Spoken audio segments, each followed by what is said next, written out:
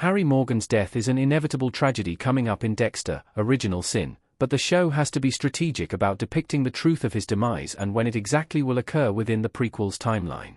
Ultimately, the idea that Christian Slater's Harry Morgan will die in Dexter, Original Sin should come as no surprise.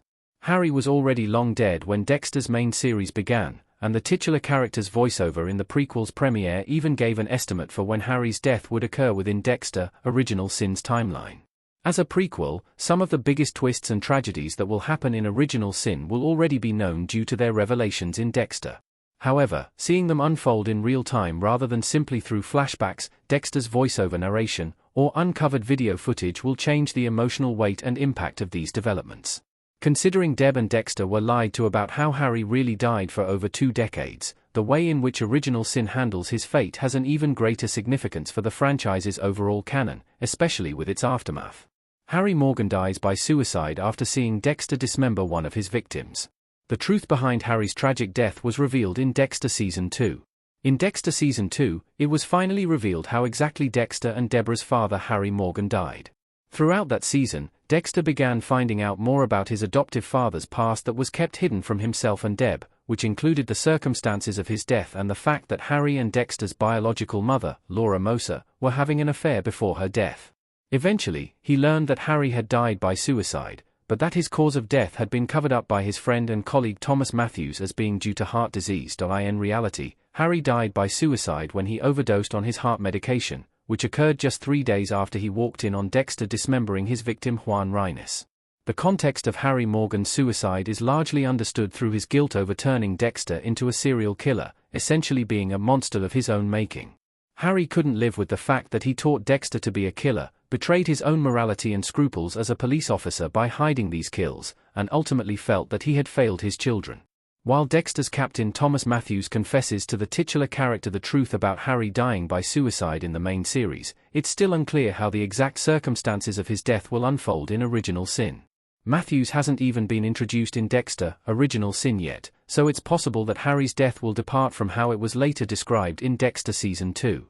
Regardless of whether the lead-up to his tragic demise is changed, it's devastating that Dexter and Deb won't be aware of the truth about Harry's death all throughout Original Sin's events. Why Dexter and Deborah thought Harry died of heart disease for so many years. Dexter and Deb were lied to after Harry died. Deb, Molly Brown, and Dexter, Patrick Gibson, very high, share a funny moment as siblings in Dexter, Original Sin Season 1 EP 5. Image via Paramount+. The main series reveals that Dexter and Deb were originally told that Harry died from heart disease. Harry's struggles with heart disease had become more severe in the year leading up to his death, which included the heart attack that put Harry in the hospital in Dexter, Original Sin Season 1, Episode 1. He was on heart medication and Deb became strict about the type of food they had around the house so that she could try to keep Harry healthy. Therefore, when Harry died a year after his heart attack due to heart disease, it wasn't something that young Dexter and Deb would have thought of questioning. It was also something Harry himself knew Dexter and Deb wouldn't question, and would be easier for them to stomach than knowing that their father had ended his own life. Harry didn't want his kids feeling guilty about his death or questioning whether they were responsible for it. He wanted them to make each other better, as Harry thought that he, himself, was the one responsible for ruining or corrupting his kids. Plus, Harry had sent Thomas Matthews, one of his closest confidants, a note that he planned to kill himself and wanted him to look after Dexter and Deborah. Harry and Matthews were extremely close, and they thought that they were protecting Dexter and Deborah from further anguish, anger, and emotional distress by lying about his death. Both Harry and Matthews thought that if they could protect Harry's image as the loving father and policeman holding together their family, then Dexter and Deborah could take that memory, hold each other closer, and guide each other better than he thought he could. Harry Morgan will likely die in Dexter, Original Sin Season 1 finale. Dexter revealed that Harry dies shortly after his 4th kill. The original Dexter series revealed that Harry died when Dexter was about 20 years old, with Deb still being a teenager. However, Dexter is already 20 years old when Original Sin begins, and Michael C. Hall's voiceover narration indicates that Harry dies about a year later. The original show also explained that Harry died just 3 days after Dexter killed Juan Reines, who was revealed to be just his 4th victim. Since Levi Reed just became Dexter's 3rd kill in Original Sin Season 1, Episode 6, there should only be a short amount of time remaining before Harry dies ultimately. It seems that the prequel is setting up Harry's death to occur in Dexter, Original Sin Season 1 finale.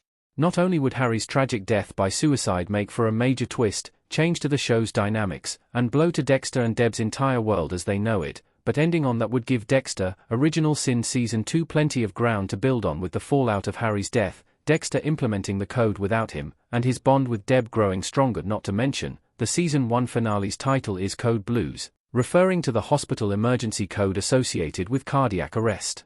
While Harry doesn't actually die from heart failure, that's how he and an associate, presumably still Matthews, will cover up his death, making it a fitting title. Of course, if Harry does die in Dexter, Original Sin Season 1's ending, that shouldn't be the end of Christian Slater's time on the show. Since James Remar's Harry frequently appeared to adult Dexter in hallucinations, Slater's Harry will likely also appear to Patrick Gibson's Dexter after his death.